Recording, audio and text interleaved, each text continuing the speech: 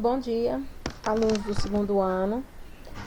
Eu preparei essa aula de hoje para vocês sobre migrações no Brasil. Nós vamos falar sobre todos os tipos de migrações que já existiam no nosso país até a atualidade.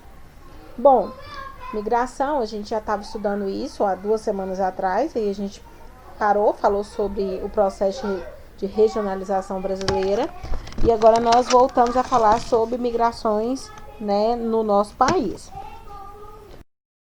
A migração é o deslocamento populacional de uma região para outra. Normalmente essa população ela se desloca por algum motivo, né? Motivo econômico, fugindo de algum conflito, em busca de água, em busca de uma melhor condição de vida. E nós temos 2 tipos de movimentos migratórios. Nós temos os movimentos internos, que é dentro do próprio país, e o externo, que é quando a população sai de um país e vai para outro país. Bom, as migrações internacionais é exatamente essa que eu estou falando para vocês. Quando sai de um país, vai para outro. E aí, há uma certa diferença. Então, nós vamos ter ou emigrante ou imigrante. Eu vou explicar para vocês o que é essa diferença. Por exemplo, a pessoa está saindo daqui e vai morar na Espanha. Ela é emigrante. Quando ela está saindo de um país, indo para outro, ela é emigrante. Quando ela chega lá, ela é imigrante. Entendeu? Tem essa diferença. Para mim, tudo é só migrante. Mas alguns autores trabalham com essas diferenças. Então, emigrante é a pessoa que sai, imigrante é quando ela chega, ok? Bom, as migrações internas no Brasil. O Brasil sempre vivenciou ondas, né, de movimentos migratórios. Normalmente, é sempre relacionada à questão econômica. Ou seja, uma região acaba se tornando um polo de atração populacional. Por exemplo, a gente pode falar aqui do período do ouro na região centro-oeste, né? Quando se descobriu o ouro aqui no estado de Goiás e no estado de Mato Grosso, essa região recebeu muita gente. Então, ela acabou sendo um polo de atração. Mas aí, quando a economia ela começa a declinar, as pessoas começam a ir para outras regiões em busca de uma melhor condição de vida. Então, quando a economia declina, ela passa a ser uma região de repulsora, ou seja, ela acaba expulsando as pessoas de um local. Por exemplo, é o que a região Nordeste foi durante muitos anos, né? As pessoas, elas saíam do Nordeste no período do ouro, no período da cana-de-açúcar, no período da borracha.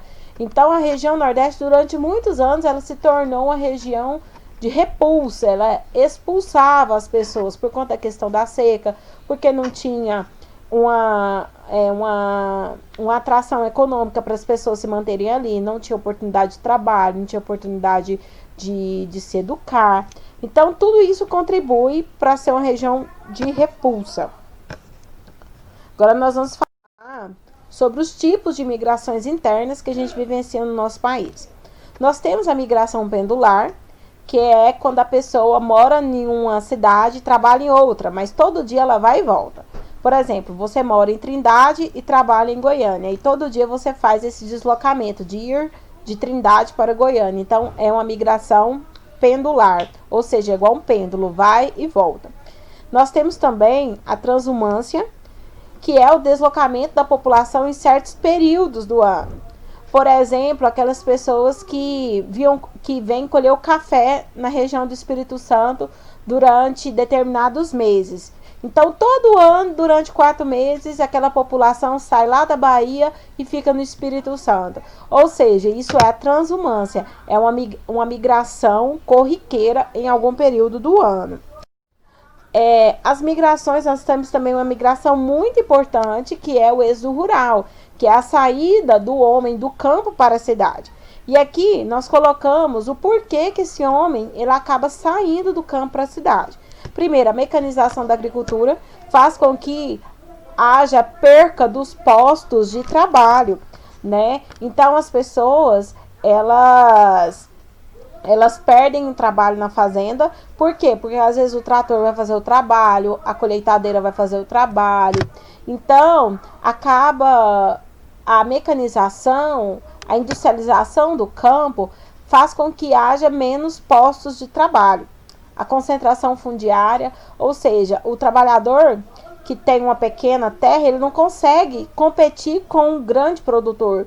Então, ele acaba vendendo aquela propriedade para o produtor e ou às vezes ele vai comprar num lugar distante, ou às vezes ele vai para a cidade trabalhar, educar os filhos e por aí vai.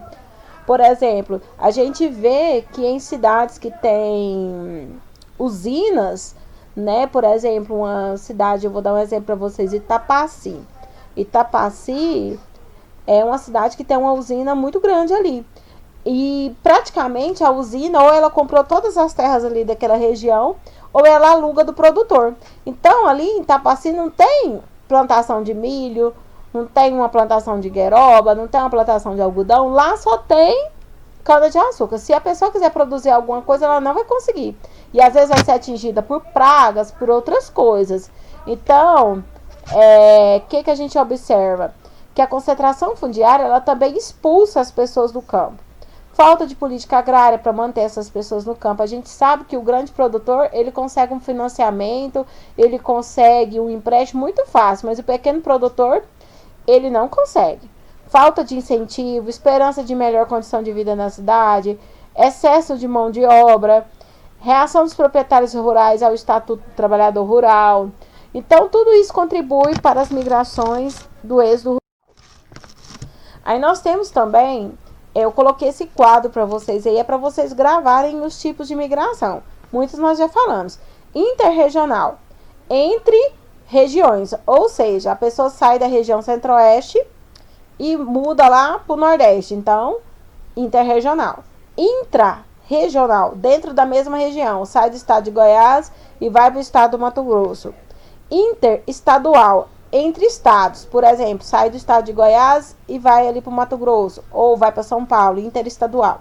Intraestadual, dentro do mesmo estado, sai de Goiânia e vai para Trindade. Êxodo rural, saída do campo para a cidade. Êxodo urbano, saída da cidade para o campo, porque também existe.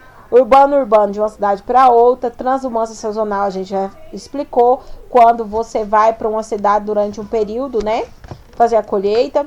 Nomadismo, em busca de alimento. Pendular ou diário, é aquele trabalho, né, a pessoa mora na cidade, se desloca até a outra para trabalhar e volta, ok?